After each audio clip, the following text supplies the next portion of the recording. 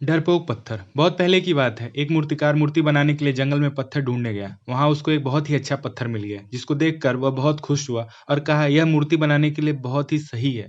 जब वह आ रहा था तो रास्ते में उसको एक और पत्थर मिल गया। उसने उस पत्थर को भी अपने साथ ले लिया। घर जाकर उसने पत्थर को उठाकर अपने औजारों से उस पर कारीगरी करना शुरू कर दिया। औजारों की चोट जब पत्थर पर हुई तो वह पत्थर बोलने लगा कि मुझको छोड़ दो, इससे मुझे बहुत दर्द हो रहा है। अगर तुम मुझ पर चोट करोगे तो मैं बिखर कर अलग हो जाऊंगा। तुम किसी और पत्थर पर मूर्ति बना लो। पत्थर की बात सुनकर मूर्तिकार को दया आ गई। उसने पत्थर को छोड़ दिया और दूसरे पत्थर को लेकर मूर्ति बनाने लगा। वह पत्थर कुछ नहीं बोला। कुछ समय में मूर्तिकार ने उस पत्थर से बहुत अच्छी भगवान की मूर्ति बना दी। गांव के लोग मूर्ति बनने के बाद उसको लेने आए। उन्होंने सोचा हमें नारियल फोड़ने के लिए एक और पत्थर की जरूरत होगी। उन्होंने वहां रखे पहले पत्थर को भी अपने साथ ले लिया। मूर्ति को ले जाकर उन्होंने मंदिर में सजा दिया और उसके सामने उसी पत्थर को रख दिया।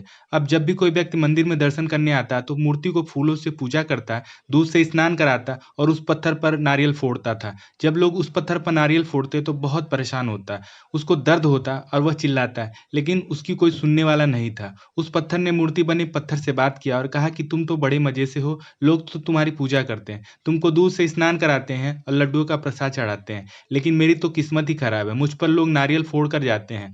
इस पर मूर्ति बने पत्थर ने कहा कि जब शिल्पकार तुम पर कारीगरी कर रहा था, यदि तुम उस समय उसको नहीं रोकते तो आज मेरी जगह तुम होते, लेकिन तुमने आसान रास्ता चुना, इसलिए अभी तुम दुख उठा रहे हो। उस पत्थर को मूर्ति बने पत्थर की बात समझ आ गई थी। उसने कहा कि अब से मैं कभी शिकायत नहीं करूंगा। इसके बाद लोग आकर उस पर नारियल फोड़ते, नारियल टूटने से उस पर भी नारियल का पानी गिरता और अब लोग मूर्ति को प्रसाद का भोग लगाकर उस पत्थर पर भी रखने लगे। सीख, हमें कभी भी कठिन परिस्थितियों से घबराना नहीं चाहिए।